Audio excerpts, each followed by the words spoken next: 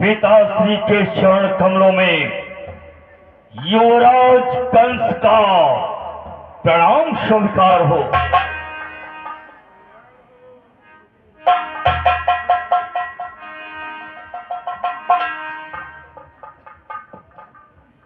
बेटा, अपने बहन और बहनोई को विदा करके आ गए।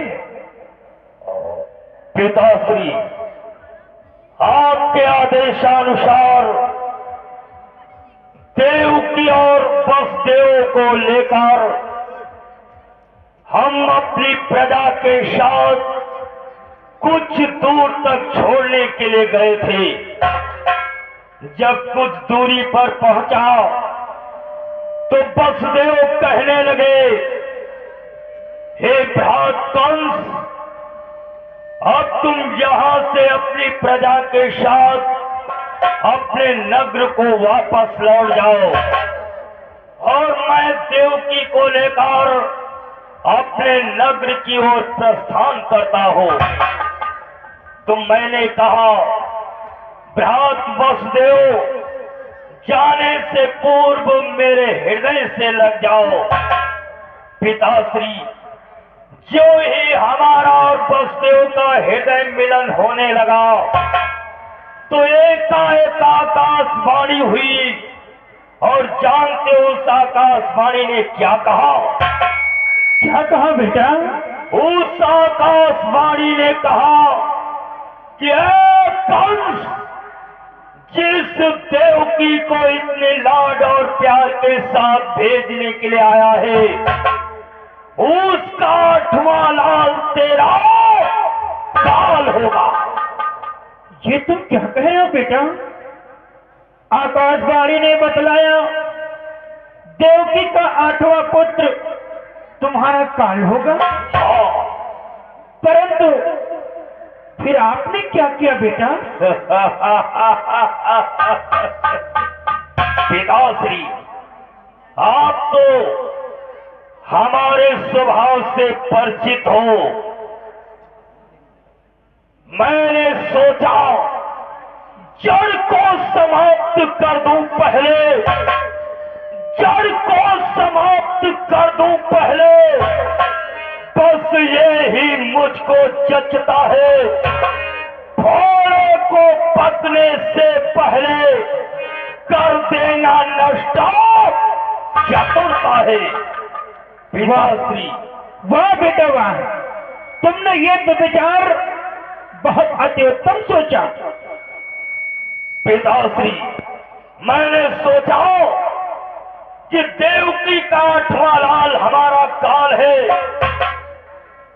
इसलिए जब देवकी ही जीवित नहीं रहेगी तो मेरा लाल कहां से आएगा। इसलिए मैंने देवकी को मारना चाहा, परंतु चतुर वसुदेव ने उसे बचा लिया।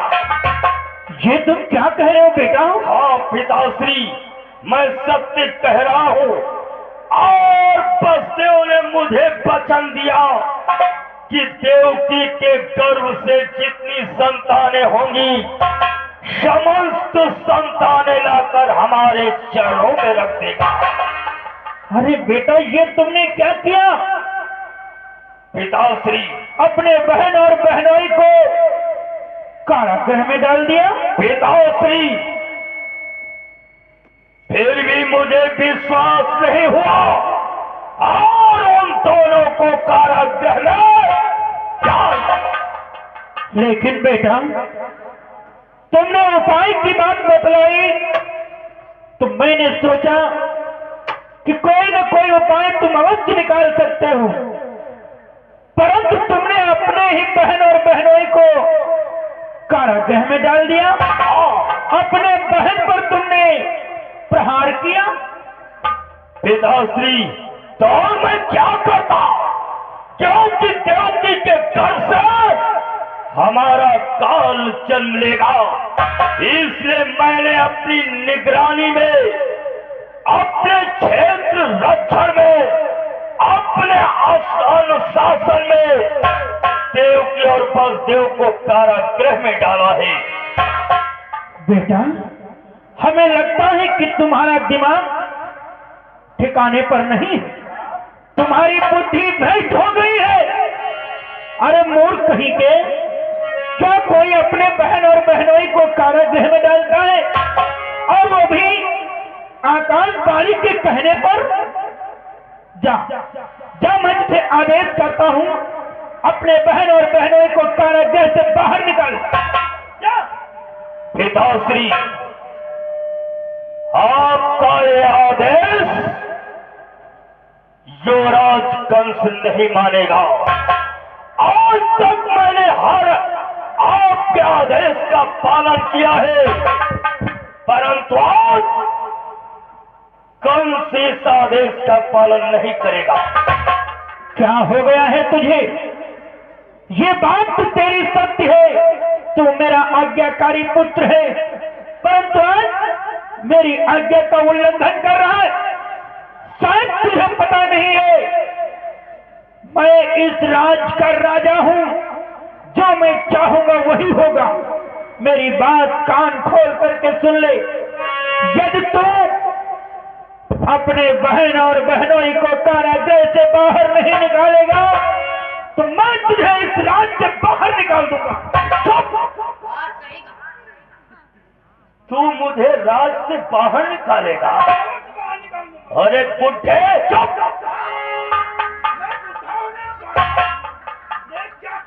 तेरी मति मारी गई है, तू बूढ़ा हो चुका है, तेरी बुद्धि भ्रष्ट हो चुकी है। इसलिए है बूढ़े नपुंसक, तेरे लिए मेरा एक परामर्श है। क्या अब तू अपने पिताश्री को परामर्श बतलाएगा? अगर तू अपनी भलाई चाहता है तो कान खोल कर श्रवण कर ले। बोल बोल, मैं भी तो सुनूं, आखिर तू क्या कहना चाहता है? आप बूढ़े नपुंसक कि छोड़ तो राजगद्दी, छोड़ तो राजगद्दी, जेल को तैयार हो।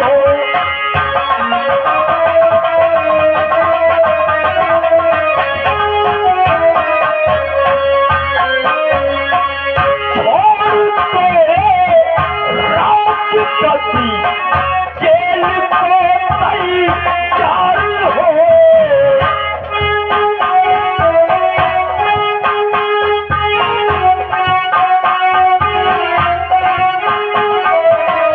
छोड़ दो राजगद्दी, जेल को तैयार हो।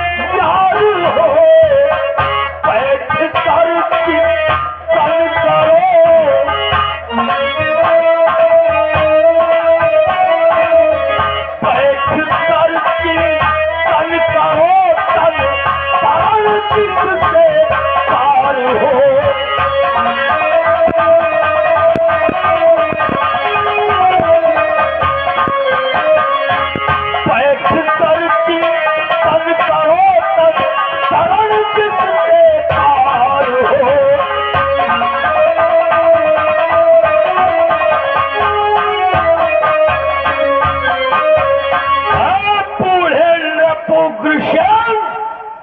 अगर तू बेटी से इतना ही प्रेम करता है तो चल, कारागृह के दरवाजे तेरे स्वागत के लिए उतावले हो रहे हैं।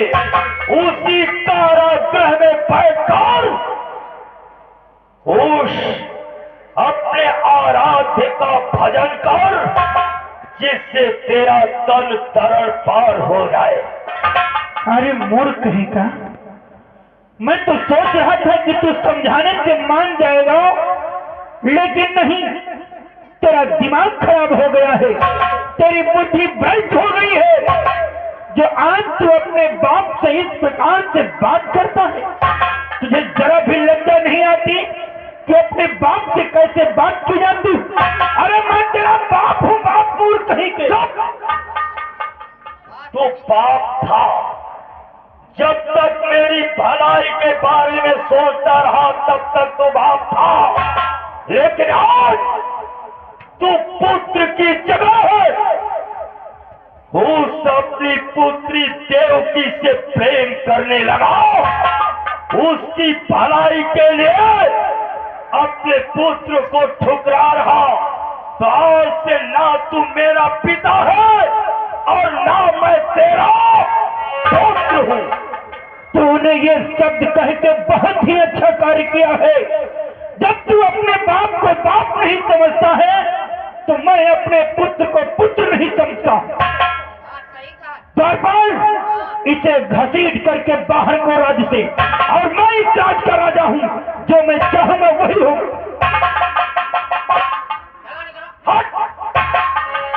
तू निकालेगा मुझे?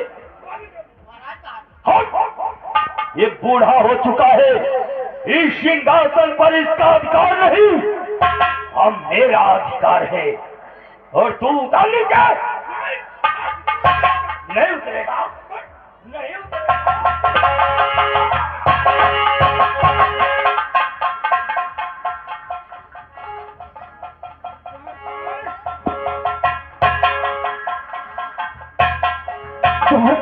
मैं क्या देख रहा हूँ द्वारपाल?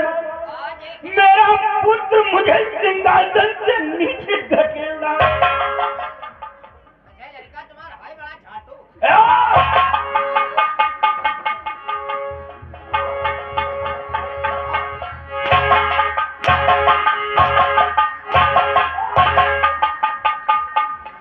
अरे मोर कहीं के इस प्रकार से अपने पिता को क्या कोई दंडित करता है?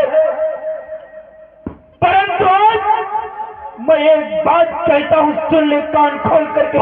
नहीं के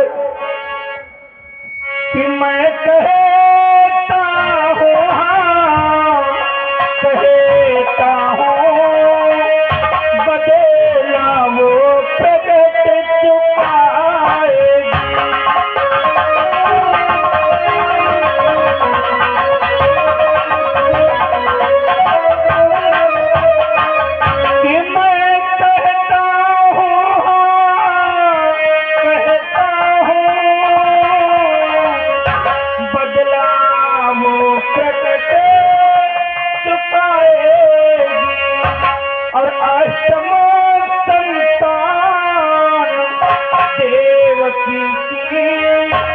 तेरा आस्ते को मिटाए मेरा।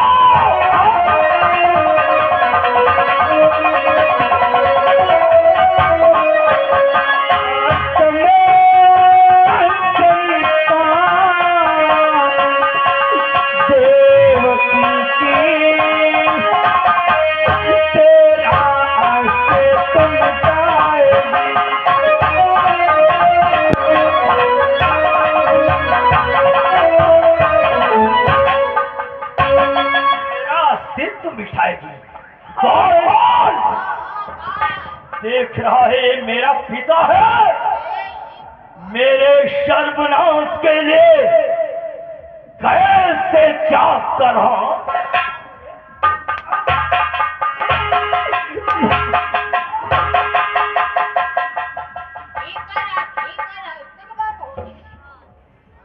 इस प्रकार से ऐसा पाप होगा तो तेरे जैसा कोई कमीना पुत्र भी मैंने नहीं देखा जो अपने बूढ़े बाप को इस प्रकार से दंडित कर रहा है। अरे नालायक, कि नालायक बेटे हत्यारे, तू चैन कभी ना पाएगा।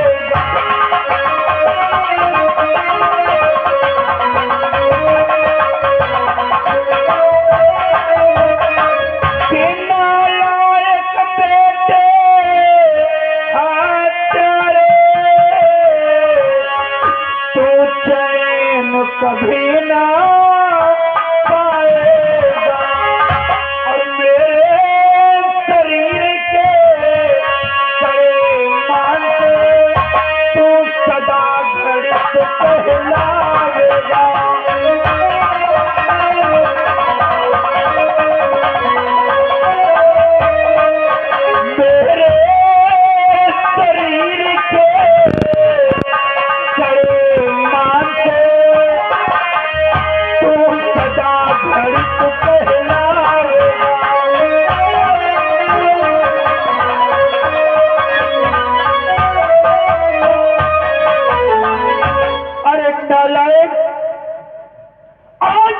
बूढ़े पिता के हृदय के शब्द है।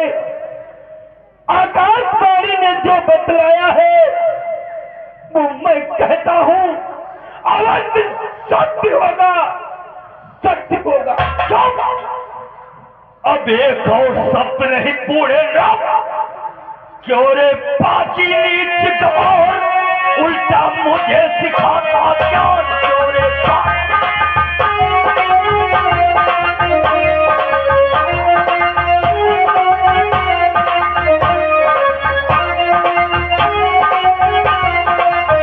क्योरे पाची नीच गवार उल्टा मुझे सिखाता ज्ञान।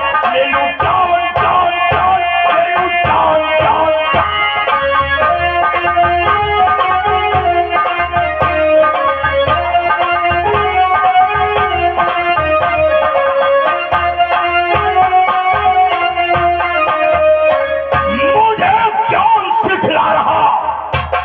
अरे बूढ़े नपुंसक, शायद तुझको ज्ञान नहीं। मां काल की ज्वाला हूं, मां काल की ज्वाला हूं, भूचाल का मैं भेद हूं। प्रारब्ध का चक्कर, जब तक हृदय में शांति है तब तक मलय हो। बाहर जाओ क्रोध में तो प्रलय हो।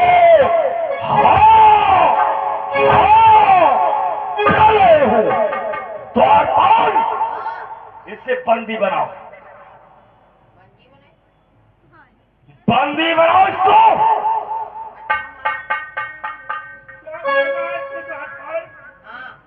ये तो क्या कर रहा है? मेरा नौकर हो करके और मुझे ही बंदी कर रहा है। द्वारपाल, शायद तुम भूल रहा है तुम्हें मेरा नमक खाया है। द्वारपाल, हम नमक कब खावा है? हम तो लोल खावा है। बदल रहा है मूड कहीं के। देख देख बूढ़े नपुंसक,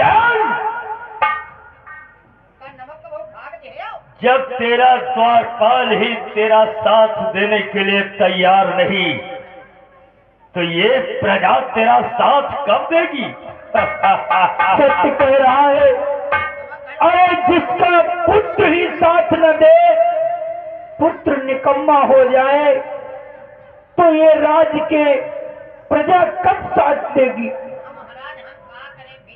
लेकिन द्वारपाल, आज जिस प्रकार से मेरे हृदय को तकलीफ हो रही है, मुझे कोई सहारा नहीं देने वाला है, उसी प्रकार से एक दिन तुम दोनों को कोई सहारा देने वाला नहीं होगा।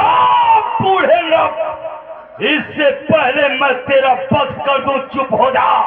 द्वारपाल, इसको कारागृह में डाल दो और इसका अन्न जल सब बंद आज से। खाना पानी बस। हाँ, जब भूख हो मरेगा और ये शरीर सड़ जाएगा तब इसको पता चलेगा। और ये ऐलान कर दे कि आज से मथुरा का राजा ये बूढ़ा नपुंसक नहीं, आज से भोजराज कंस है।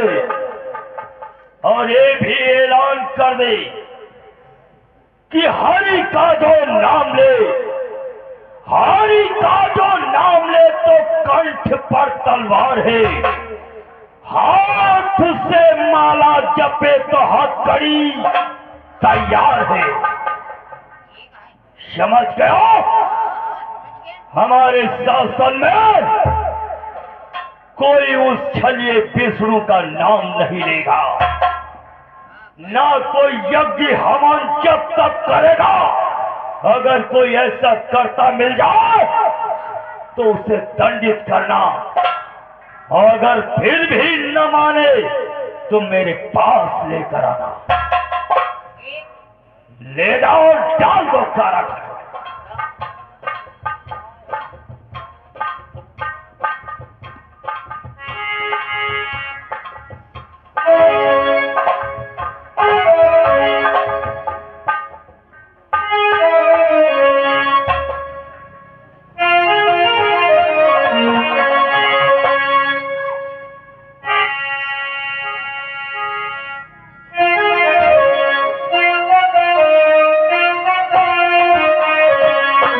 हेलो। तो आइए प्यारे सज्जनों, देखिए इधर देवकी व वसुदेव कारागार में बंदे हैं और आपस में क्या बातचीत करते हैं। आओ सीन के माध्यम से ध्यान दो।